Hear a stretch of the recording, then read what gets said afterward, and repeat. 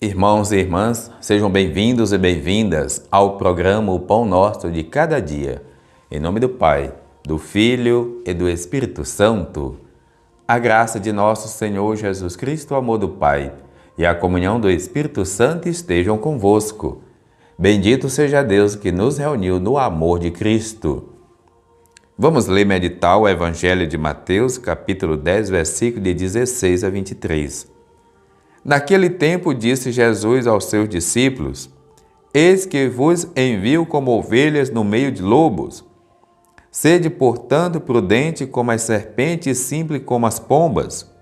Cuidado com os homens, porque eles vos entregarão aos tribunais e vos açoitarão nas sinagogas. Vós sereis levados diante de governadores e reis por minha causa, para dar testemunho diante dele das nações. Quando vos entregarem, não fiqueis preocupados como falar com o que dizer. Então, naquele momento, vos será indicado o que deveis dizer. Com efeito, não serei vós que havereis de falar, mas sim o Espírito do vosso Pai é que falará através de vós. O irmão entregará à morte o próprio irmão, o pai entregará o filho, os filhos se levantarão contra seus pais e os matarão. Vós sereis odiados por todos por causa do meu nome. Mas quem perseverar até o fim, esse será salvo. Quando vos perseguirem numa cidade, fugi para outra. Em verdade vos digo, vós não acabareis de percorrer as cidades de Israel antes que venha o Filho do Homem. Palavra da salvação. Glória a vós, Senhor. Irmãos e irmãs, o que o texto está querendo dizer, o que o texto está dizendo para nós hoje? Continuando o envio dos discípulos, Jesus conscientiza: Eis que eu envio vocês como ovelha para o meio de lobos. O mundo tem essa concepção de forças contrária ao que nós fazemos. Pouca gente fala do amor, pouca gente fala do perdão, pouca gente fala da partilha, fala da fraternidade, crianças que crescem que nem conhecem essas palavras no vocabulário.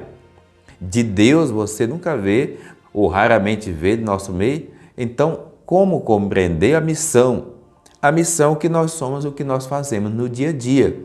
E todo instante nós precisamos estar atentos porque as propostas contrárias ao reino estão sempre ali na nossa mente, no coração, estão também à nossa volta.